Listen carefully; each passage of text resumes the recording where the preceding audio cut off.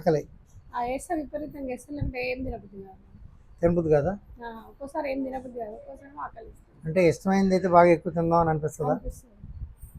నచ్చలేదు నాకంటే పక్కన పెడదాం అనిపిస్తుందా? అనిపిస్తుంది. అంతేనా? ఆకలి ఉంది.